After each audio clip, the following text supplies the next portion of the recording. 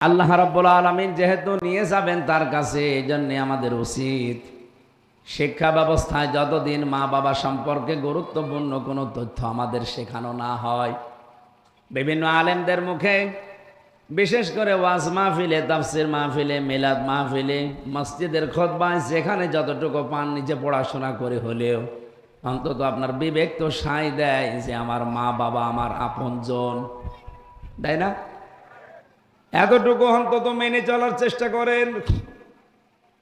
আশা করছি আগামীতে কিয়ামতে যেদিন আপনি উঠবেন, মা বাবার পেছনে খরচ করার কারণে এই সম্পদ, এই সময়ের হিসাব আল্লাহ নেবেন না। 3 নাম্বারে যারা পৃথিবীতে জিহাদের ময়দানে কাজ করে, আপনি যদি সরাসরি যেতে পারেন ভালো, যদি না যেতে পারেন যারা করছে তাদের পেছনে আপনি সমর্থন জানাবেন, পেছনে থাকবেন, তাদের পেছনে আপনার সময় এবং সম্পদ খরচ করবেন। আমার তো এখন যতটুকু দৃষ্টি, সারা বাংলাদেশ আমি ঘুরছি, আমি দেখছি সবচাইতে বড় জিহাদ বাংলাদেশে এখন বাতিলের সামনে টিকে থাকা। আগে তো কাফেরের সামনে ছিলাম, এখন আছি মুনাফিকের সামনে। এ পৃথিবীতে কাফেরের চাইতে সব চাইতে ভয়ঙ্কর শত্রু কিন্তু মুনাফিক। এটা তো আমি বানালাম নাকি? কোরআনে কারিমে সূরা নিসা 140 নম্বর আয়াতের শেষের দিকে আছে, ইন্নাল্লাহা জামিউল মুনাফিকিনা ওয়াল কাফিরিনা ফি জাহান্নামা জামিআ। অবশ্যই আমি আল্লাহ জাহান্নামে একত্রিত করব, আগে মুনাফিকদের, এরপরে কাফেরদের। বলেন তো, আগে মুনাফিকের নাম না কাফের? তাহলে আল্লাহর কাছে ঘৃণিত কাফেরের চাইতেও মুনাফিক। এজন্য কোরআনে কারিমে আল্লাহ যেখানে মুনাফিকের আলোচনা দিয়েছেন সেখানে রেগে গেছেন, ইন্নাল মুনাফিকিনা ফিদ দারকিল আসফালি মিনান নার ওয়া লান তাজিদা লাহুম নাসীরা। আপনি কোরআনে মুনাফিকের আলোচনা যেখানেই দেখবেন সেখানে দেখবেন আল্লাহর ভাষাটা রাগ রাগ। কাফেরদের বেলায়ও আমি কোরআনের পুরা ভাষাটা আয়ত্ত করেছি, দেখেছি না রাগ আছে, কিন্তু মুনাফিকের মতো রাগ না। অবশ্যই মুনাফিককে আমি জাহান্নামে দেব, কিন্তু উপরে রাখবো না, একেবারে নিম্নে দেব। আসফালা ইসমে তাফসিল, এর চাইতে আর নিচে কোনো জায়গা নেই জাহান্নামে। এই জন্য এখন সবচাইতে বড় জিহাদ বলেন, সবচাইতে বড় চ্যালেঞ্জ এই বাংলাদেশে মুনাফিকদেরকে ট্যাকেল দেওয়া। কাফের তো সরাসরি বোঝা যায় যে ও সরাসরি কাফের, কিন্তু মুনাফিকরা দোমুখী সাপ হয়। ও সামনে এসে বেশ ভালোই কথা বলে, পেছনে যে শিকড় কেটে দেয়। আর আমার তো মনে হচ্ছে বাংলাদেশে এই সংখ্যা অনেক বেশি, যদিও এখন কমতেছে। নবীজি ইন্তেকালের আগে কথা জানিয়েছেন যে আমার উম্মতের ভেতরে মুনাফিক এই যে শব্দটা, এটা কোনো কাফের, মুশরিক, ইহুদি, খ্রিস্টান, মাজুসি, যত জাতির লোক দুনিয়ায় বাস করে, কোন জাতির ভেতরে আপনি মুনাফিক পাবেন না। মুনাফিক তৈরি হয় শুধুমাত্র আমার উম্মত বলে যারা দাবি করে এই মুসলমানদের ভেতরে। হরিপুরবাসী, আপনি যদি এখন প্রশ্ন করেন যে হুজুর আমি মুনাফিক দেখব, আপনাকে আমার মনে হয় সবচাইতে বেশি পাঠানো লাগবে হয় ইন্দোনেশিয়া, নয় বাংলাদেশে। এই কথা বলছেন? আপনি যদি ইহুদি দেখতে চান ইসরায়েলে যান, খালি ইহুদি পাবেন। যদি খ্রিস্টান দেখতে চান আমেরিকায় যান, শুধু খ্রিস্টান পাবেন। যদি বৌদ্ধ দেখতে চান মায়ানমারে যান, বৌদ্ধ পাবেন। যদি হিন্দু দেখতে চান পাশের রাষ্ট্রে যান, এখানে হিন্দু পাবেন। ওই লোকটা যদি বলে জাহান্নামে, তো এই বৌদ্ধ, হিন্দু, খ্রিস্টান এরা একেবারে নিচে থাকবে না, নিচে থাকবে যে মুনাফিকরা। আমি ওইটা দেখতে চাই। বলেন তো কোন দেশে পাঠানো লাগবে?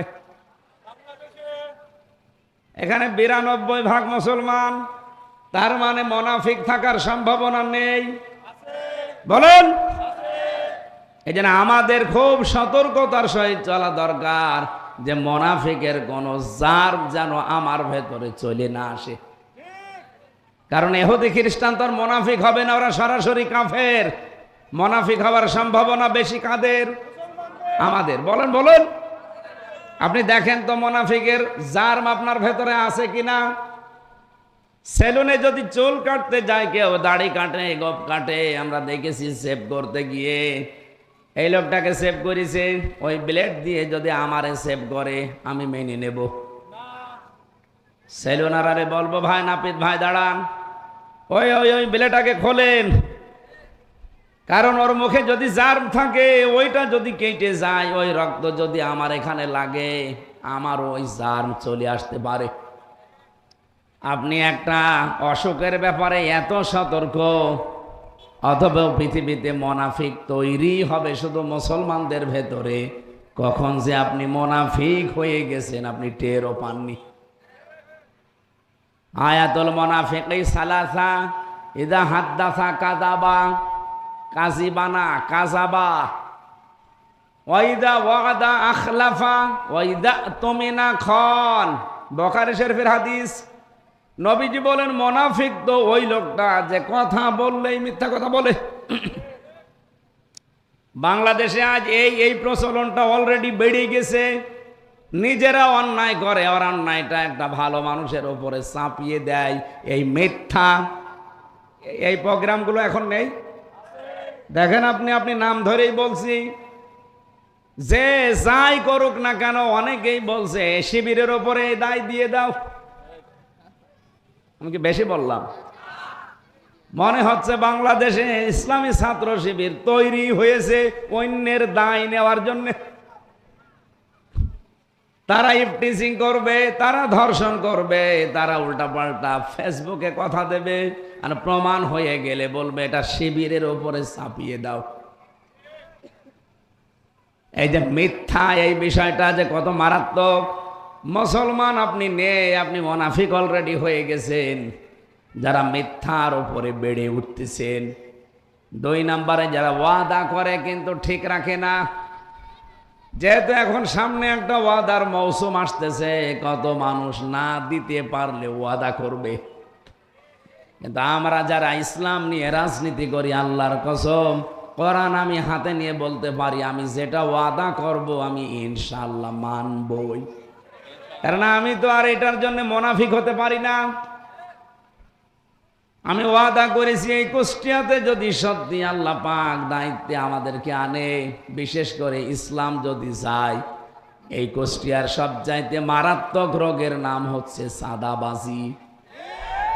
এই কুষ্টিয়ায় অন্তত আমি নিজে গ্যারান্টি দিতে পারি, ইসলাম দিয়ে এমন পরিবেশ তৈরি করব এ দেশে চাঁদাও থাকবে না, বাজিও থাকবে না।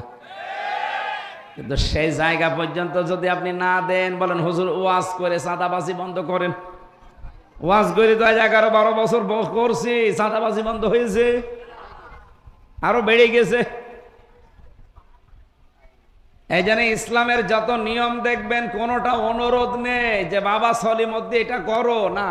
ইসলামের প্রত্যেকটা বিষয় আদেশ, ডু ইট, এটা কর। কারণ আল্লাহ হচ্ছেন মালিক, আমি হচ্ছি বান্দা।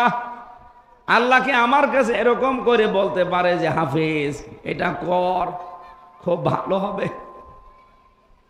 ও বাবা হাফিজ এটা কর, তোর হাতে পায়ে ধরে বলছি, আল্লাহর দ্বারা এটা সাজে। উনি তো মালিক, উনি অর্ডার দেবেন। এই জন্য কোরআনের ভাষা হচ্ছে তা'মুরুনা বিল মা'রুফ ওয়া তানহাউনা আনিল মুনকার। আপনাকে শরীয়তের যে ভালো ভালো কাজ আছে পরিচিত, এই কাজগুলোর আদেশ করা লাগবে। আর অন্যায় যেগুলো আছে এগুলো বাধা দেওয়া লাগবে, প্রতিবন্ধকতা সৃষ্টি করা লাগবে। আর এই প্রতিবন্ধকতা সৃষ্টি করতে হলে আইন লাগে। আইন বাংলাদেশে আছে কিন্তু প্রয়োগ নেই। বাইরের দেশে আমি যখন যাই দেখি সেখানে আইন আছে এবং আইনের প্রয়োগ আছে, এই জন্য সে দেশে অপরাধ নেই। মালয়েশিয়াতে ইসলামের আইন সব নেই, ওদের দেশীয় আইন আছে এবং প্রয়োগ আছে। ওই আইনটা প্রয়োগ থাকার কারণে মানুষ এত ভয়ে থাকে, সমর্থন থাকার পরও চুরি করে না, সমর্থ থাকার পরও ডাকাতি করে না, কারণ জানে যদি একবার ধরা পড়ি জীবন শেষ করে দেবে। মালয়েশিয়া তো বাংলাদেশের চাইতে প্রায় 5 ডবলের উপরে বড় বিশাল দেশ। আমার বছরে 4-5 বার করে আমি এমনিতে যাই মাহফিলে। আমি দেখেছি প্রায় রান করা লাগে প্রতিদিন আমার 2000-2500 কিলোমিটার। তার মানে এরকম বাংলাদেশ 2টা প্রতিদিন পার হওয়া লাগে। আর ওই দেশে তো আমাদের মতো এরকম একেবারে ঢালু রাস্তা না, সমান্তরাল রাস্তা ওই দেশে খুব কম। বেশিরভাগ পাহাড়ি এলাকা, শুধু পাহাড়, পাথর, মরুভূমি আর পাম গাছ। যে সমস্ত রাস্তা দিয়ে আমি ড্রাইভারের সাথে গেছি, আমি দেখেছি 1500 কিলো 2000 কিলোমিটার চলছি সারা রাত সারা দিন। এমন এমন জঙ্গল পার হওয়া লাগে প্রায় 30 কিলো 40 কিলো শুধু জঙ্গল, একটা মানুষের দেখা পাওয়া যায় না। ড্রাইভার আমারে বলছে, হুজুর কোনো ভয় নেই, রাত এখন 3টা বাজে, তাতে কি হয়েছে, আল্লাহ ছাড়া কেউ আমাদের সামনে আসবে না। তাই আমরা তো এইরকম একটা দেশ বানাতে চাই। 51 বছরে অনেকেই চেষ্টা চালিয়েছে, পারে নাই। এবার পারবো ইনশাআল্লাহ, ইসলাম দিয়ে। কি কথা বলো না কেন? ইসলাম দিয়ে পারা যাবে না? সৌদি আরবের মক্কা থেকে মদিনা প্রায় 470 কিলোমিটার পথ।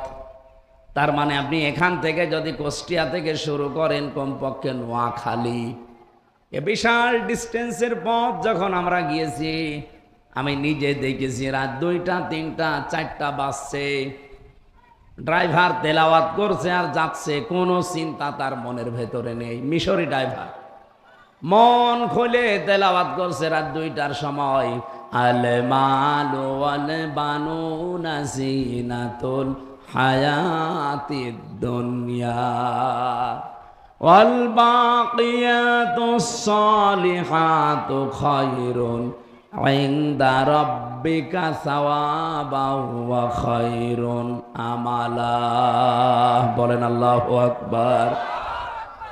আমি ড্রাইভারের পেছনে ছিলাম, আমি দেখেছি, আমার মনে হচ্ছে চোখ খুলে রেখেছি, বন্ধ করেছে, বোঝা যাচ্ছে না, ও চালিয়েই যাচ্ছে আর তেলাওয়াত চলছে।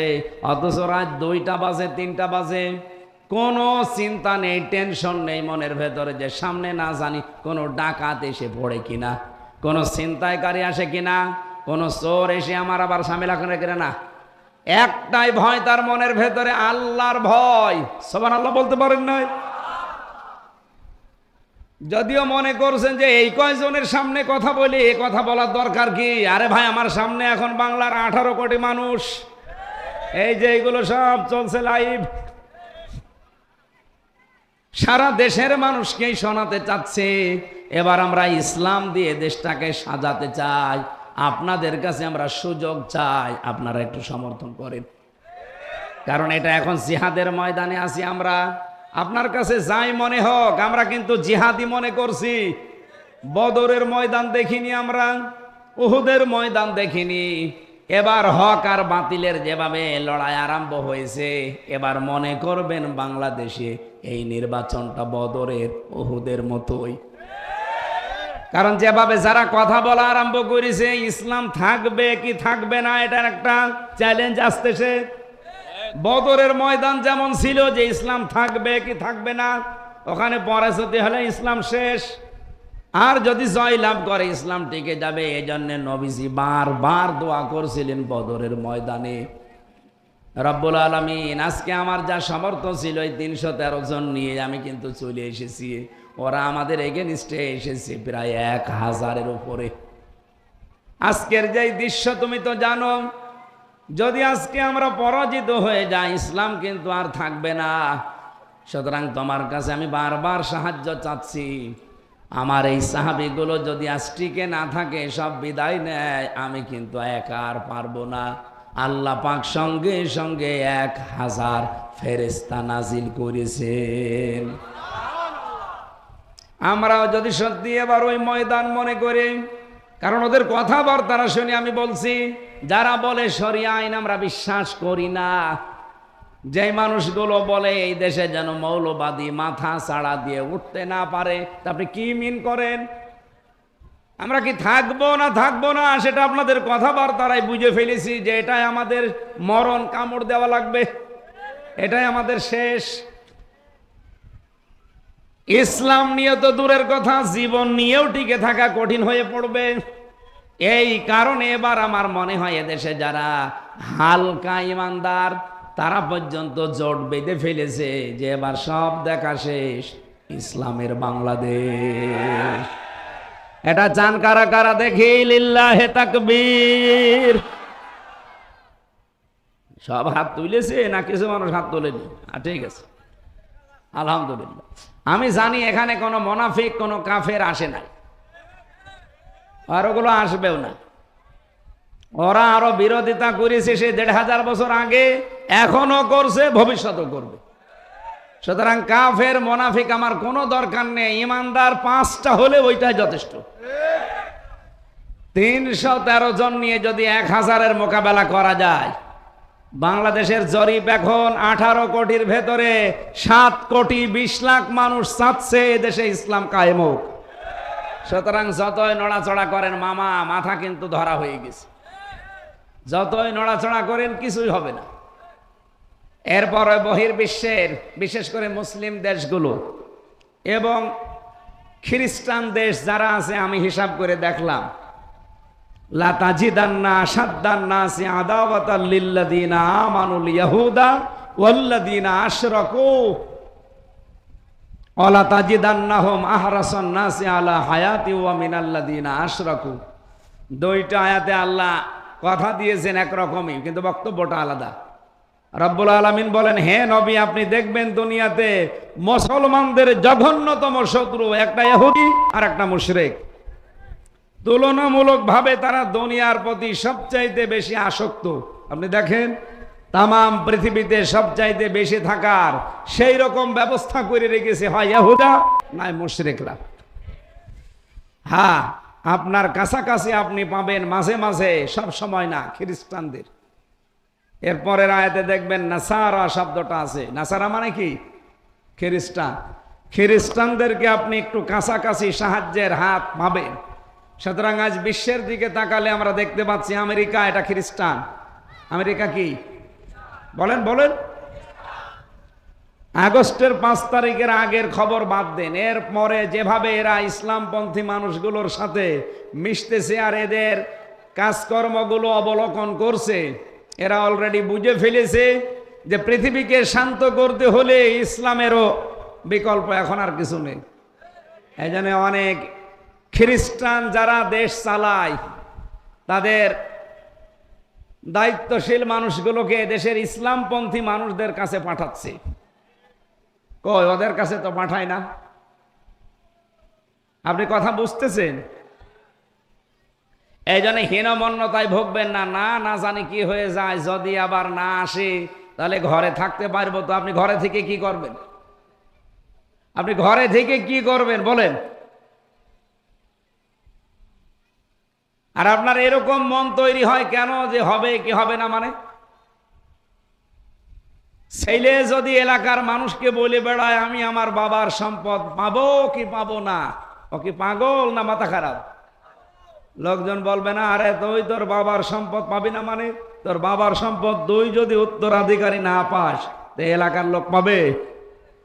এবার যে সুযোগ আল্লাহ তৈরি করে দিল, এই 54 বছরের সুযোগ ছিল, এরপরেও যদি আপনার মনে হয় যদি না পারি কি হবে, আপনার এরকম মনে হবে কেন? আপনি কি বাবার অবৈধ সন্তান? আমি আশা করছি কি বলতে চাই বুঝে ফেলেছেন। কোনো ভয় নেই, আমাদের কোনো চিন্তা নেই। অলরেডি আমরা যেহেতু নেমেছি, বিজয় আমাদেরকে আল্লাহ দেবেই, শুধু শর্ত আমাদেরকে একটু নির্ভেজাল মুমিন হওয়া লাগবে। মুনাফিক যারা আছে, কাফের যারা আছে, ওরা তো আর মুমিন না। ওরা কি না? যদিও আমাদের সাথেই মিলেমিশে চলে। আব্দুল্লাহ ইবনে উবাই যেমন রসুলের পেছনে নামাজ পড়তো, রসুলের সাথে রোজা রেখে ইফতারি করতো, বিশ্ব নবীর সাথে হজ করে কাবায় 7 চক্কর দিত, মনা মুজদালিফায় দৌড়াদৌড়ি করতো নবীর পেছনে, সব ছিল আল্লাহর নবীর সাথে, কিন্তু তলে তলে ওর যোগাযোগ ছিল আবু জেহেলের সাথে। আমার তো বাংলাদেশের দৃশ্য মনে হচ্ছে অধিকাংশ এখন সব আব্দুল্লাহ ইবনে উবাইয়ের হয় ছেলে নাই ভাইরা ভাই। এই কথা বলে না কেন? আমরাও কি ওরকম না? আমরা আবু বকরের মতো, সিদ্দিক আকবর হযরতে আবু বকরকে নবীজি ডাক দিয়ে বললেন, আবু বকর, এই যে 5 হেসড় দিয়ে দিয়ে এই বালির ভেতরে হাঁটতেছ, তোমার কি পায়ে ব্যথা নাকি বাড়ির কথা মনে পড়ে গেল? হযরতে আবু বকর বলেন, হে নবী, আবু জেহেলের নাম আপনি জানেন, আবুল হাকাম, বুদ্ধির বাপ। ওর এত বুদ্ধি, এত তীক্ষ্ণ ব্রেন, ওর এত তীক্ষ্ণ মেধা। ও সকালবেলা উঠে যখন আমাদের পেছনে আসবে, তখন আমাদের এই পায়ের ছাপ দেখে দেখে ও বলবে যে এটা মোহাম্মদের পা, এটা আবু বকরের পা। এত তীক্ষ্ণ মেধা তাকে আল্লাহ দিয়েছে। উঠের যে বিষ্ঠা আছে, যে পায়খানা আছে, উঠ, এই উঠের পায়খানা পরীক্ষা করে বলে দিতে পারতো যে এই উঠটা অমকের ছেলে, অমকের। কি মেধা দিয়েছিল তারে বলেন তো? এই জন্যে আমি 5 হেসড় দিতে দিতে যাচ্ছি আপনার পেছনে, যেন আপনারটাও মুছে যায়, আমার পায়ের ছাপও মুছে যায়।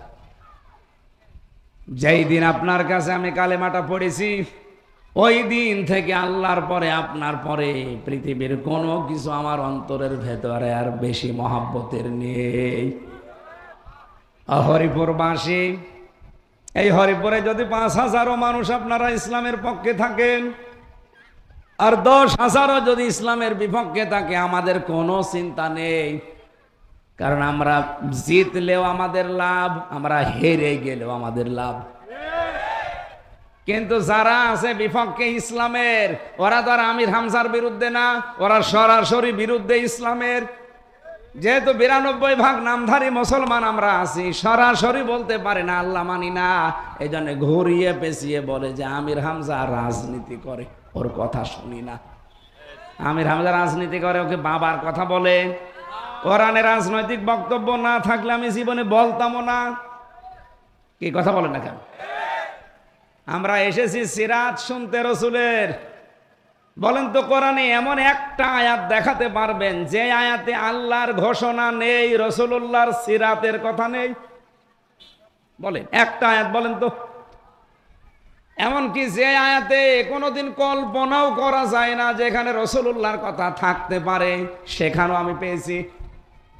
কুল হুয়াল্লাহু আহাদ আল্লাহুস সামাদ লাম ইয়ালিদ ওয়া লাম ইউলাদ ওয়া লাম ইয়াকুল লাহু কুফুওয়ান আহাদ।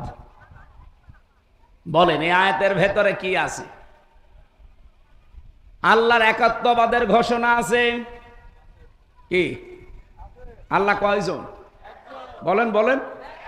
এখানে আহাদ নেই, আল্লাহর কোনো অভাব আছে, এজন্য এখানে সমাদ নেই। আল্লাহর মতো কেউ নেই, তার থেকে কেউ আসে না, তিনিও কার থেকে নেই, এজন্য লাম ইয়ালিদ ওয়া লাম ইউলাদ, তার সমকক্ষ কেউ হতে পারবে না, কুফুয়ান আহাদ। বলেন তো এর ভেতরে রেসালাতের ঘোষণা কই? বল, যারা আছেন বলেন তো দেখি। সূরা ইখলাস যে পড়লাম, যে ব্যাখ্যাটা দিলাম, এটা সব পরিচয় কার? রাসূলুল্লাহর কোনো পরিচয় আছে? আছে। ওর মাথা তার কাটা হলেও বলছে আছে। আছে কোনটা? এই যে কুল, হে নবী আপনি বলেন, রেসালাতের ঘোষণা হয়ে গেল না? কুল হুয়াল্লাহু আহাদ, আপনি বাংলা লিখতে হলে লেখা লাগবে হে রাসূল, হে নবী আপনি বলুন। অথচ কুলের ভেতরে কি এগুলো ছিল? রেসালাতের ঘোষণা নেই এমন কোন আয়াত নেই। ফালিয়াহদারিল্লাযীনা ইউখালিফুনা আন আমরিহি আন তুসিবাহুম ফিতনাতুন আও ইউসিবাহুম আযাবুন আলীম। সতর্ক থাকবা, আল্লাহর রসুলের সিদ্ধান্তের বাইরে কোনো কাজ যদি দুনিয়ায় হয়ে যায়, 1 নম্বরে বিপর্যয় নেমে আসবে, 2 নম্বরে কঠিন শাস্তি আসতেছে। বলেন নাউজুবিল্লাহ। আমার হরিপুরবাসী, আমি যেটা বোঝাতে চাচ্ছিলাম, যেহেতু জিহাদের ময়দানে টাকা পয়সা খরচ করলে, সময় দিলে হিসাব দেওয়া লাগে না। আর বাংলাদেশে এখন সামনে ইসলাম থাকবে কি থাকবে না, মুসলমানদের মুসলমানিত্ব থাকবে কি থাকবে না, সেরকম একটা চ্যালেঞ্জ আসতেছে। এই জন্য আমরা এইটাকেও জিহাদের ময়দান মনে করছি। এই জন্য আমাদের সময় যদি ব্যয় হয় হবে, যদি অর্থ ব্যয় হয় হবে। আরে ভাই, ইসলাম কায়েম করে দেখানো ফরজ না, চেষ্টা করা ফরজ। কায়েম হলে ভালো, না হলে আপনার জীবদ্দশায় কোনো অসুবিধা নেই। আপনি যে চেষ্টা করেছিলেন, এর জন্য আপনার নির্ধারিত একটা বেতন আছে, ওই বেতনের নাম জান্নাত। আমি কথা বোঝাতে পেরেছি? আমরা কেউ এই বাংলাদেশের মালিক বলেন, এমনকি এই কোরআনের মালিকও আমরা না, এ জমিনের মালিকও আমরা না, কোরআনের মালিকও আমরা না। এ কোরআন যদি কায়েম হয়, আমাদের কোনো লাভ আছে না, আল্লাহর লাভ আছে। সুযোগটা সুবিধাটা পাবো আমরা। এ কোরআন কায়েম হলে আল্লাহর কসম, এখানে জেনা থাকবে না, এখানে ডাকাতি থাকবে না, সাদাবাজির কথাও কেউ মুখ দিয়ে বলতে পারবে না।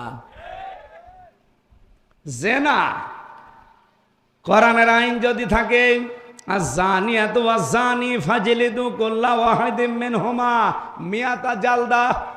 অবিবাহিত হলে যদি জেনা করে ধরা পড়ে 80 বেত্রাঘাত, 100টা বেত্রাঘাত করা লাগবে, মিয়াতা।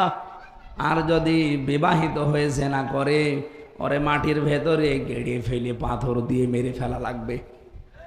সৌদি আরবে আমার নিয়ে গিয়েছিল গলা কাটা মসজিদে, ওই যে জেনা করলে যেখানে গলা কেটে ফেলে, ওই মসজিদে গিয়েছিলাম দেখতে।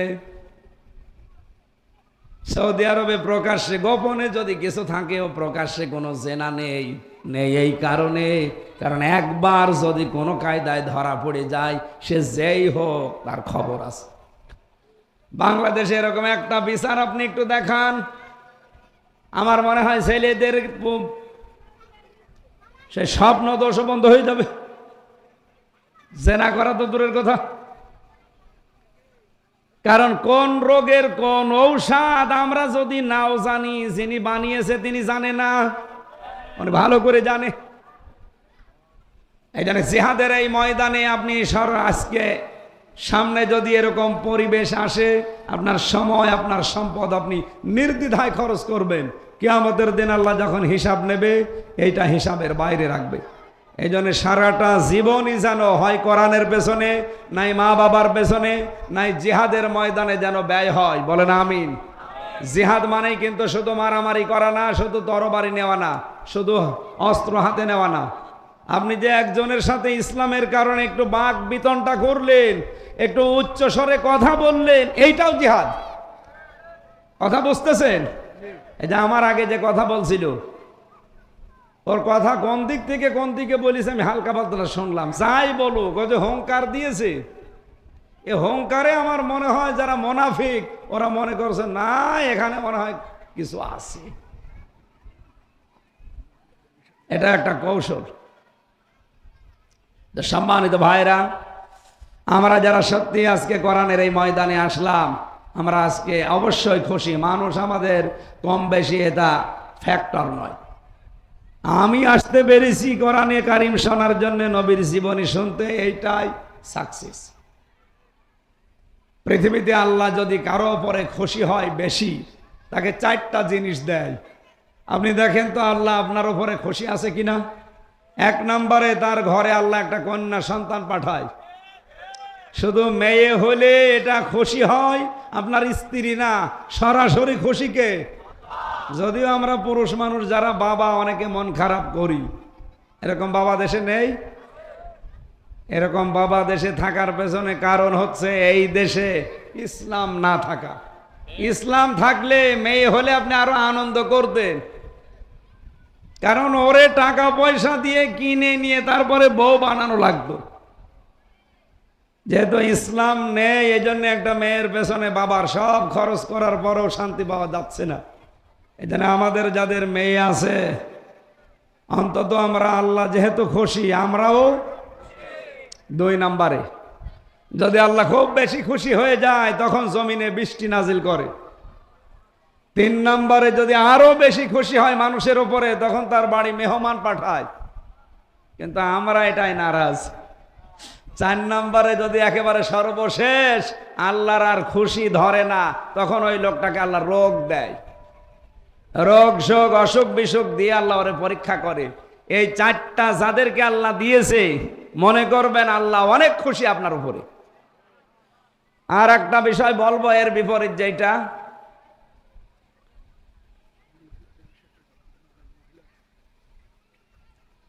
আমি তো আন্দাজে বললে আবার বানানো বলা হয়ে যাবে। হাদিস তিরমিজি শরীফ, আল্লাহ রাব্বুল আলামিনের নবী বলেন, এই পৃথিবীতে আল্লাহ সব চাইতে বেশি নারাজ হয় যখন, কিন্তু বান্দা ওইটা পেয়ে সব চাইতে খুশি।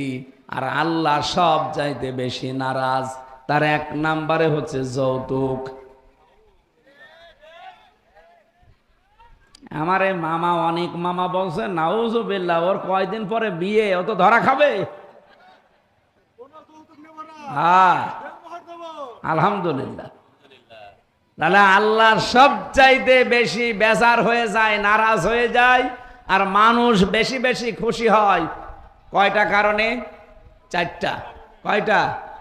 তার 1 নম্বরে যৌতুক যেখানে হয় আল্লাহ নারাজ হয়ে যায়, কিন্তু ওই বর এবং বরের বাবা খুশি। 2 নম্বরে বিশ্ব নবী জানিয়েছেন আল্লাহ সব চাইতে আরো বেশি নারাজ হয়ে যায় ওই সময় যখন দেখা যায় মানুষ বসে বসে গীবত করে। এটা তো নেই নাকি? 3 নম্বরে বেশি আল্লাহ আরো বেশি যখন নারাজ হয়, রেগে যায়, কিন্তু মানুষ খুব আনন্দ পায়, খুশি হয়। 3 নাম্বার কারণ হচ্ছে মিথ্যা কথা বলা। এটা 3 নাম্বারে এসেছে। 4 নাম্বারে পেয়েছি আমি, এটা আমার মনে হয় না বলাই ভালো। এলাকায় এটা নেই। 4 নম্বরে আল্লাহ সব চাইতে বেশি রেগে যায় তখন, কিন্তু মানুষ খুশি। সুদ। এলাকায় সুদ আছে? অনেক মানুষ দেখা যায় টাকা ছেড়ে রাখে, 1000 টাকা দেয়, 1 মাস পরে নেয় 1100 টাকা, তার মানে 100 টাকা বেশি। আপনি ইন্টারেস্ট বলেন, লাভ বলেন, যাই বলেন, এটা কিন্তু মায়ের সাথে জেনা করার শামিল। আল্লাহ যে রেগে যায় সবচাইতে বেশি এই একটা কারণে। সুতরাং এলাকায় যারা এই কাজে আছেন, আপনি থেমে যান, এখন ছেড়ে দেন। রব্বুল আলামিন বলেন, যারু মা বাকিয়া মিনার রিবা ইন কুনতুম মুমিনিন। সুদের সম্পর্ক যার সাথে যার আছে ছেড়ে দাও, যদি মমিন বলে দাবি করো। সুতরাং মমিন বলে আল্লাহর কাছে যদি আপনি টিকে থাকতে চান, সুদ নামে এই ভয়ঙ্কর অপরাধ ছেড়ে দেওয়া লাগবে। যদিও এই দেশে এখন আমরা পারছি না। এটা পারা যাবে ওই সময় যখন এই দেশে যাকাত ভিত্তিক অর্থনীতি কায়েম হবে, ব্যাংকগুলো সব ইসলামী শরিয়া আইন অনুযায়ী চলবে। তখন আপনি চেষ্টা না করলেও টাইট হয়ে যাবেন, আপনি পারবেন না। বলে ব্যাংকে সুদ ছাড়া চলে, সৌদি আরবে চলছে না, আফগানিস্তানে চলছে না। ব্যাংক চলে না সুদ ছাড়া, ওদের তো চলছে কি করে? এই দেশেও চলবে। খালি ইসলামকে নিয়ে এসে দেন, ও কিভাবে চালাতে হয় সব নীতি ওর কাছে আসে। ওর কাছে বায়ে সালাম আছে, বায়ে ইস্তেসনা আছে, বায়ে মুআজ্জাল আছে, বায়ে ওয়াহেদা আছে। আপনি বেচা কিনা করবেন, কিন্তু এই সিস্টেমগুলো মেনে নেন। মোশারাকার সিস্টেম দেবে ব্যাংক, মোদারাবা দেবে, মোরাহাবা দেবে। এগুলো সব ইসলামী ব্যাংকের নিয়মে আছে, কিন্তু বাংলাদেশে অন্য কোনো ব্যাংকিং ব্যবস্থাই নেই। কিন্তু ইসলামী ব্যাংকও 100% পারছে না, কারণ ওনারা আবার বাংলাদেশ ব্যাংকের সাথে কারবার করা লাগে। কিন্তু বাংলাদেশে যদি ইসলাম দিয়ে চলে, তখন বাংলাদেশ ব্যাংকও কি দিয়ে চলবে? বলুন বলুন। আল্লাহ সবচাইতে বেশি রাগান্বিত হয়ে যায় এই সুদের সাথে জড়িত হলে। অথচ আমরা ছোট বড় কম বেশি সবাই ডাইরেক্ট ইনডাইরেক্ট এর সাথে আমরা জড়িত। তার মানে আল্লাহ আমাদের উপরে খুশি না নারাজ? এই যে 4-8টা জিনিস বললাম, আল্লাহ সবচাইতে বেশি খুশি হয় ওই 4টা জিনিস দিতে পারলে। আর এই 4টা জিনিস মানুষ আরম্ভ করলে আল্লাহ সবচাইতে বেশি নারাজ হয়। আল্লাহ আমাদেরকে ওই 4টা জিনিস পেয়ে আনন্দ করার তৌফিক দিন, আর এগুলো ছেড়ে দিয়ে খুশি থাকার সুযোগ দেন। বলেন আমিন। সূরা আরাফের 157 নম্বর আয়াতের প্রথম অংশে ছিল আল্লাযীনা যারা ইয়াত্তাবিউনার রাসূলান নাবিয়্যাল উম্মিয়া, এই পৃথিবীতে অনুসরণ করবে এমন একজন নবী, এমন একজন রাসূল যার পরিচয় এখানে আল্লাহ 3টা দিয়েছেন। 1 নম্বরে তিনি ছিলেন আল্লাহর রাসূল, 2 নম্বরে তিনি ছিলেন নবী, 3 নম্বরে তিনি ছিলেন উম্মি। দ্বিতীয়, এই পৃথিবীতে অন্য কোন কিতাবে নবীদের নাম আল্লাহ এত ব্যবহার করেননি, অথচ আমাদের নবীর নাম তাওরাতে, ইনজিলে, জাব্বুরে সবচাইতে বেশি ব্যবহার করেছে। আল্লাহ বলেন যেমন তেমন ভাবে না, আল্লাযী ইয়াজিদুনাহু মাকতুবান, লিখিত অবস্থায় দিয়েছি।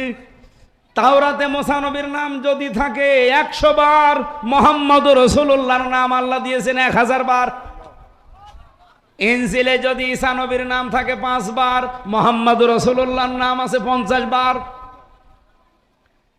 জাবুর কিতাবে দাউদ নবীর নাম যদি 10 জায়গায় পান, মুহাম্মদুর রাসূলুল্লাহর রিসালাতের ঘোষণায় দেওয়া আছে 100 জায়গায়।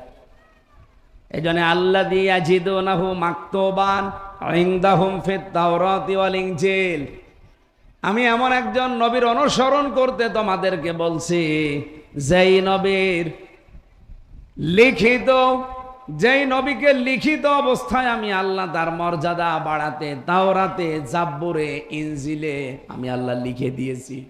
সুতরাং আমরা যারা আলোচনা শোনার জন্য, জীবনী শিক্ষা নেওয়ার জন্য আজকে বসেছি এখানে, উনি আমাদের মতো সাধারণ মানুষ না, যেমন তেমনও মানুষ না, উনি হচ্ছে অসাধারণ মানুষ। রব্বুল আলামিন নিজের পরে যার স্থান দিয়েছেন, আমি এটা আদাবুল মুফরাদে পড়েছিলাম, বিশ্বনবী জানিয়েছেন এই পৃথিবীতে কোনো মানুষ যদি আমার পাঠানো সর্বশেষ নবী মুহাম্মদুর রাসূলুল্লাহর আদর্শ বাদ দিয়ে অন্য কারো আদর্শ যদি গ্রহণ করে দুনিয়ায় চলে, ও মারা যাওয়ার পরে ওর কোনো হিসাব আমি নেব না, বিচারও করব না, বিনা হিসাবে বিনা বিচারে লোকটা জাহান্নামী। কত শক্ত কথা চিন্তা করেন তো বাংলাদেশের জন্যে। এই হাদিসটা আমার মনে হয় যদি এই দেশের সাথে আমি মিলাই, বহু মানুষের কপালে অলরেডি আগুন লেগে গেছে, যেহেতু তারা আদর্শ হিসাবে রাসূলুল্লাহকে মানে না, তাদের আদর্শ হয়েছে অন্য কেউ। এটা রেকর্ড হচ্ছে, ছড়িয়ে যাচ্ছে। যারা যারা শুনছেন, আপনার বিবেকটা কাজে লাগান এই হাদিসটার দিকে তাকিয়ে। এরপরেও যদি কারো বিবেকে কাজ না করে, আমার আর কিচ্ছু করার নেই। এই কোরআন শরীফ দিয়ে আপনার কিছুই হবে না, বুখারী শরীফ দিয়েও হবে না, আপনার লাগবে বাকারি শরীফ। কি শরীফ? এই কথা বলে না কেন? এই যে দুধ, মিল্ক, এটা কি ভালো না খারাপ? কি সবার জন্য ভালো? যারা আমাশা, ওর জন্য দুধ ভালো। ওরে যদি আপনি দুধ খাওয়ান, দুধ তো ভালো জিনিস। Milk is an ideal food বলা হয়, আইডিয়াল ড্রিঙ্ক না, আইডিয়াল ফুড। যদিও এটা তরল জিনিস, তারপরও ড্রিঙ্ক বলা হয় না। আপনি যারা লেখাপড়া করে দেখেন, ফুড বলা আছে। বিজ্ঞান প্রমাণ করে জানিয়েছে যে পৃথিবীতে যত খাবার আছে, একমাত্র দুধ, যার ভেতরে খাবারের চাহিদাও মিটে যায়, পানির চাহিদাও মিটে যায়।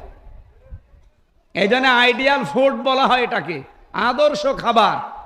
অথচ এত বড় আদর্শ খাবারও আমাশার রোগীকে দিলে ও পায়খানার রাস্তা সরাসরি হয়ে যাবে। এখন এই দোষ কি দুধের না ওর পেটের? বলেন বলেন। আমি কোরআনের কথা, হাদিসের কথা ডাইরেক্ট, একেবারে ডাইরেক্ট ভাবে বলেছি, নাম ধরেও বলেছি। এখন এই দোষ কি কোরআন হাদিসের না ওই যে চলে যাচ্ছে ওর? দুধের কোনো দোষ নেই ভাই, দুধ আসলেই ভালো জিনিস। কোরআনেরও দোষ না, কোরআন ভালো, কিন্তু দোষ আপনার।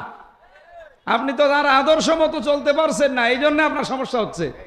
যারা আদর্শ মতো চলে ওদেরকে আপনি মাথায় বাঁশ দিয়ে বাড়ি দিয়েও আলাদা করতে পারবেন না।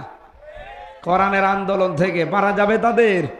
তারা যে সিদ্ধান্ত নিয়ে রসুলের আদর্শ মানতে অলরেডি লেগে পড়েছে, তাদেরকে আর কেউ এদেশ থেকে ফেরাতে পারবেন না। হয় ওরা কবরে যাবে, না ইসলাম এদেশে কায়েম করেই ছাড়বে ইনশাআল্লাহ। আমাদের যাদের স্ত্রী অবাধ্য আছে, আপনার স্ত্রী আর কতটুকু অবাধ্য থাকতে পারে বলেন? লূত একজন নবী, হযরতে লূত নবীর স্ত্রী অবাধ্য ছিল। উনি যে দাওয়াতি মিশনে কাজ করতেন, ওই জামানার বড় গুনাহ ছিল পুরুষে পুরুষে জেনা করা। অথচ এই কাজের উনি বিরোধিতা করতেন, আর ওনার স্ত্রী ঘরে থাকা বউ এটা সাপোর্ট করত। যারা করত তলে তলে তাদের পেছনে থাকতো।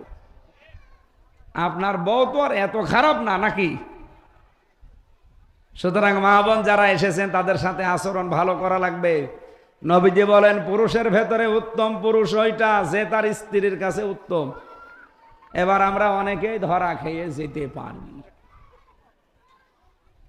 হাদিস পড়ছিলাম, একটা মানুষ স্ত্রীর সাথে মারামারি গন্ডগোল এমনকি অনেক কিছু হয়ে গেছে, বউ আর রাখবে না, বাদ দিয়ে দেবে, তালাক দেবে।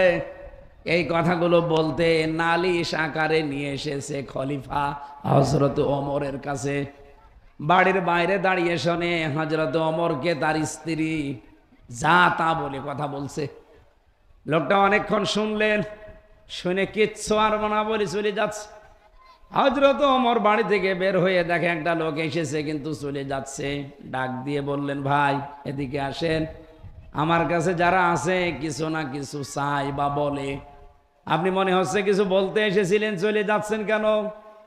লোকটা বলে, খলিফা আমার বলার দরকার নেই। কেন? কারণ আমি যে নালিশ দিতে এসেছিলাম, এসে আমি তার জবাব পেয়ে গেছি। আমি বোর সাথে গন্ডগোল করে আপনার সাথে নালিশ দিতে এসেছিলাম, এসে দেখছি আপনি বোর গরম শোনেন, আপনার কিছু বলে করবো কি? হযরত ওমর তাকে হাত ধরে বসালেন, মাথায় গায়ে হাত দিয়ে বললেন, ভাই আমার বাড়িতে যে স্ত্রী এতক্ষণ আমারে গরম দিচ্ছিল, ওটা আমার সন্তানের মা।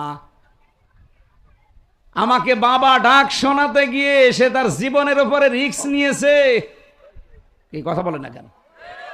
একটা মানুষ যখন সন্তান জন্ম দেয় সে কিন্তু ধরেই নেয় যে বেঁচে থাকলেও থাকতে পারি, মরে গেলেও যেতে পারি।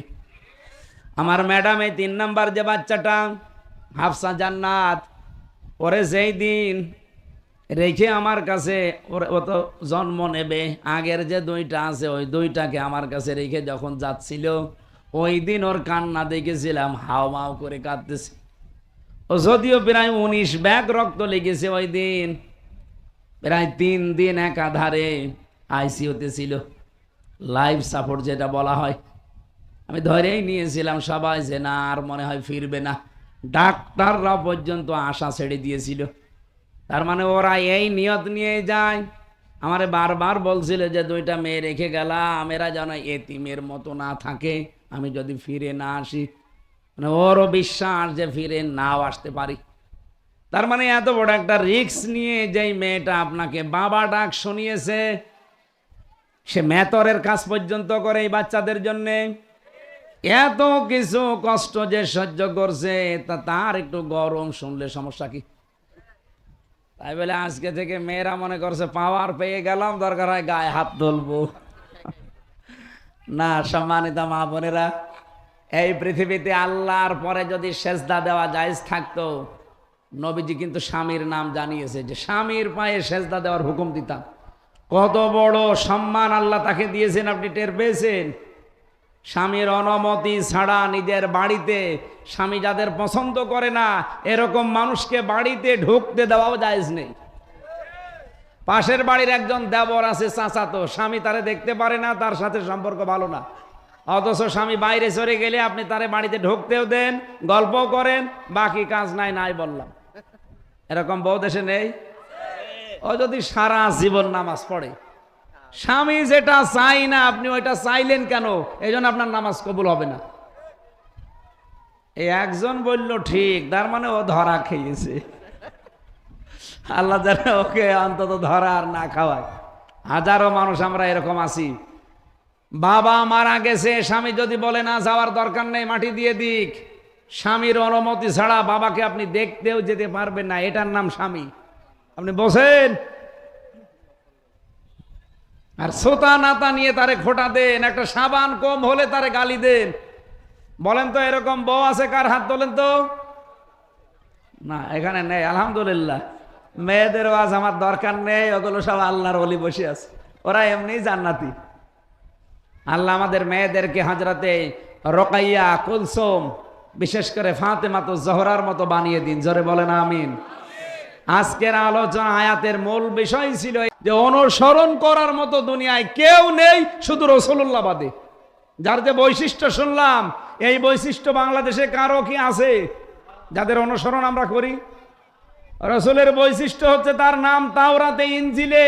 আপনি যাকে মেনে চলেন তার নাম তাওরাতে ইনজিলে না, আমেরিকার বইতে যে পড়েন তো আপনার নেতার নাম আমেরিকার ওই বইতে আছে কিনা? এরপরে আমাদের নবীর বৈশিষ্ট্য, তিনি ছিলেন আল্লাহর সরাসরি রাসূল, নবী, উম্মি, অনেকগুলো গুণাগুণ আল্লাহ তাকে দিয়েছেন। আহ্বান জানাচ্ছি, চোখ কান বুঝে রাসূলুল্লাহর বাইরে আর কাউকে মানবেন না। আল্লাহ আমাদেরকে তৌফিক দিন। তিনটা জায়গায় কেউ যদি সময় ব্যয় করেন, আল্লাহ ওই হিসাবটা বাইরে রাখবেন। তার এক নম্বরে যদি কেউ কোরআনের পেছনে সময় ব্যয় করে। আমরা কোরআনের পেছনে সময় ব্যয় করছি না? আজকে যে তেলাওয়াতকৃত আয়াত সূরা আরাফের আমরা প্রায় 5 ভাগের 1 ভাগ পড়েছি, এর উপরে আমরা আলোচনা করব ইনশাআল্লাহ। ক্লাস আকারে আজকে 45 মিনিট থেকে সর্বোচ্চ 50 মিনিট আমরা কথা বলতে চাই, যেন এখান থেকে এই একটা ক্লাসে কিছু নিয়ে আমরা জীবনে কাজে লাগাতে পারি। আল্লাহ তৌফিক দেন, আমিন। দ্বিতীয় নম্বরে, আপনি যদি মা বাবার বৈধ কাজে কিছু খরচ করেন, কিয়ামতের দিন আপনার জবাব দেওয়া লাগবে না আল্লাহর কাছে। হ্যাঁ, মা বাবা বলছে বাবা আমার তো ভালো লাগছে না, একটা ডিশ অ্যান্টিনা লাগিয়ে দাও, তো আপনি দিলেন, এটার জন্য কোনো হিসাব দেওয়া লাগবে না নাকি? বৈধ কোনো কিছু যদি বলে, তাহলে আপনার সাধ্য মতো আপনি অবশ্যই তার পেছনে খরচ করবেন। কারণ আল্লাহর আইন মানা ফরজ, মা বাবার আইন মানা কি না? ফরজ না। তাদের সেবা করা ফরজ, তাদের পেছনে খরচ করা ফরজ। মা বাবার আইন মানা কিন্তু ফরজ না। আইন মানা শুধুমাত্র ফরজ কার বলেন তো? হ্যাঁ, এই জন্য মা বাবার সেবা করা আল্লাহর আইন মানার মতোই ফরজ। এই জন্য সাধ্য যাদের আছে তাদের কিন্তু খরচ করা উচিত মা বাবার পেছনে। আপনি হিসাব ছাড়া যদি তাদের বৈধ কাজে খরচ করেন, আল্লাহ আপনাকে দুনিয়াতে হিসাব ছাড়া নিয়ামত দেবে। কালকে বাড়ি যেয়ে খেয়ে সুবহানাল্লাহ বলবেন। আপনি কথা বুঝতেছেন কি বলছি? আপনার মা আর বাবার জন্য যদি হিসাব ছাড়া আপনি বৈধ কাজে খরচ করেন, আল্লাহ দুনিয়া আখিরাতে আপনাকে হিসাব ছাড়া নিয়ামত দেবে। আর আপনি যদি মনে করেন কালকে কেবল 150 টাকা দিলাম, এখন আবার 50 টাকা চাই, মানে আরে ও ভাই, ও যদি অবৈধ কোনো কাজে আপনি দেখেন যে বাবা দিলে বিড়ি খাবে, টাকা দেওয়ার দরকার নেই। যদি দেখেন যে আমার বাবা একটু হালকা লাল পানি খায়, এই গাছা খায়, এরকম দিলেই ও খরচ করবে, এই জায়গায় দেওয়ার দরকার নেই, তাহলে আপনার গোনা হবে না। তো বৈধ কোনো কাজ যেগুলো শরীর সুস্থ রাখার জন্যে, অসুখ হয়েছে তার সেবা করার জন্যে, চিকিৎসার জন্যে, এরকম কোনো কাজে যদি কেউ সম্পদ খরচ করে, ওটা হিসাব ছাড়া করলে আপনাকে হিসাব ছাড়া নিয়ামত দেওয়া হবে। আল্লাহ যেন আমাদের সবাইকে তৌফিক দেন। এমনকি হাদিস হচ্ছে গীবত করা তো হারাম, নাকি হারাম না? কিন্তু ওই সন্তানের নাম ধরে গীবত করা বা জনগণের কাছে সতর্ক করা জায়েজ আছে, যেই সন্তান তার সামর্থ্য থাকার পরও তার নিজের মা বাবাকে দেখে না, খরচ দেয় না। এরকম বহু সন্তান দেশে আছে না নেই? এরকম বহু সন্তান দুনিয়ায় যেন তৈরি হয়, এরকম একটা ব্যবস্থা সামনে করছে অনেকে, আপনি চিন্তা করতে পারবেন না। বাংলাদেশের প্রাইমারি যত স্কুল আছে সেখানে নাচের যে শিক্ষক, গান শেখাতে হবে এরকম শিক্ষক নিয়োগ দেওয়া হয়েছে অলরেডি। শরীর চর্চা কিভাবে করা লাগে এগুলোর জন্য অলরেডি শিক্ষক নিয়োগ দেওয়া হয়েছে। কিন্তু 1 থেকে 5 পর্যন্ত, এই যে পেছনে প্রাইমারি, 92% মুসলমানের এই দেশ, এখনো পর্যন্ত একটা ধর্মীয় মাওলানা শিক্ষক নিয়োগ দেওয়া হয়নি। এটা কোন ষড়যন্ত্র আপনি টের পাচ্ছেন? আপনি বলছেন এ আর কি মানে আগামী 10 বছর পরে এই সন্তানের বয়স হবে কমপক্ষে 16 বছর, কারণ 6 বছরে স্কুলে যাচ্ছে। 10 বছর পরে কত হবে? 16 বছর পরে যখন এসএসসি ম্যাট্রিক দাখিল পাশ করবে, এরপরে যদি পড়ান ভালো না হলে বিভিন্ন কর্মজীবনে চলে যাবে। ও তো 1 থেকে 5 পর্যন্ত শুধু শরীর চর্চা শিখেছে, গান শিখেছে, নাচ শিখেছে, কিন্তু ধর্মীয় শিক্ষক ছিল না, এই জন্য ইসলাম শিখতে পারে নাই। আল্লাহর পরে যে আপনার স্থান, আপনি মার বাবা, সেটাও জানে না। এই জন্য বাধ্য হয়ে দেখবেন বড় যত হবে আপনার থেকে ওর দূরত্ব তত বাড়বে। বড় হওয়ার পরে আপনাকে হয় আলাদা করে দেবে, নাই বৃদ্ধাশ্রমে রেখে আসবে। এটা একটা গভীর ষড়যন্ত্র, আর এটা করাচ্ছে দাদারা। এর পেছনে যদি আর একটু কলকাঠি নাড়ে কেউ, সেটা হচ্ছে এই সাদা চামড়ার যারা আছে তারা। এই জন্য যিনি দায়িত্বে আছেন ডক্টর মোহাম্মদ ইউনূস, 2 নবীর নাম কিন্তু আপনি নিয়েছেন। মোহাম্মদ একটা, আর একটা কি? আমরা তো এক নবীর নাম লিখি যে মোহাম্মদ আমির হামজা, তাও মাঝে মাঝে লেখা হয় না, একবারে মুফতি আমির হামজা। আর আপনি 2 নবীর নাম নিয়ে বসে আছেন। এই যে কি রহমান কাতিবিন আছে না, জায়গা মতো পৌঁছিয়ে দেবে। এই জন্যে বলছে যিনি দায়িত্বে আছেন সর্বোচ্চ, এদেশের জনগণের আকাঙ্ক্ষা আপনি টের পাচ্ছেন কিনা জানি না। আমরা আলেম যারা আছি আপনাদেরকে সতর্ক করছি, আপনারা নির্বাচনের তারিখ অলরেডি দিয়েছেন ফেব্রুয়ারির 12 তারিখ, এরপরে হয়তো আপনারা থাকবেন না। তা আশা করব আপনি এমন কিছু কাজ বাংলাদেশের জন্য করেন যেন মুসলমানদের অন্তরে আপনি চির অমর হয়ে থাকতে পারেন। আমরা চাই, আপনি গানের শিক্ষক দিয়েছেন, শরীর চর্চার শিক্ষক দিয়েছেন, আমরা প্রতিবাদ করি নাই, দেন আপনাদের যদি থাকে ওইরকম দেন। 92% মুসলমানের দেশে আমরা চাই 1 থেকে 5 পর্যন্ত প্রাইমারিতে একজন মাওলানা দেওয়া লাগবে। বলেন, ছোটবেলায় যদি ওরা না শেখে বড় হয়ে শিখবে? সে সময় পাবে? আমি ছোটবেলায় যখন কোরআন মুখস্থ করেছিলাম মাদ্রাসায়, ওই সময় আমার মাত্র 6 মাস 10-12 দিন সময় লেগেছে কোরআন মুখস্থ করতে। এখন আমার 1 পৃষ্ঠা দেন, 1 পৃষ্ঠা লাগবে 1 বছর। তাও একদিক থেকে পড়বো আর একদিকে ভুলে যাব, কারণ সেই মেধা এখন আর আছে? আমি ওই সময় থাকতেই কোরআনের আয়াত, পারা, পৃষ্ঠা, লাইন এগুলো মুখস্থ করেছিলাম, আমার আজও আয়ত্তে আছে। এখন আমি একটা হাদিসের ইবারত মুখস্থ করতে গিয়ে আমার ঘাম ছুটে যাচ্ছে, একদিকে পড়ি আর একদিকে ভুলে যাই। কারণ একটা মানুষের বয়স থাকে মুখস্থ করার, সব সময় মুখস্থ হয় না। যে সময়টা তারা এগুলো শিখলে মনে থাকবে, সেই সময়টায় আপনি তাকে গান শেখাবেন, নাচ শেখাবেন, শরীর চর্চা শেখাবেন। অত আস্তে আস্তে এই 5 বছর থেকে 10 বছর আপনার কাছে থাকবে, শেষ পর্যন্ত আল্লাহকে তো ভুলে যাবেই, আল্লাহর পরে যে আপনার মা বাবার স্থান সেইটাও ভুলে যাবে। এজন্য আমরা ইমিডিয়েটলি জানাচ্ছি, যারা দায়িত্বে আছেন আপনারা এই কাজ করে যান, নয়তো মুসলমানদের অন্তর থেকে আপনারা উঠে যাবেন। এটাকে শুধু আমির হামজার দাবি না, আমাদের সকলের দাবি।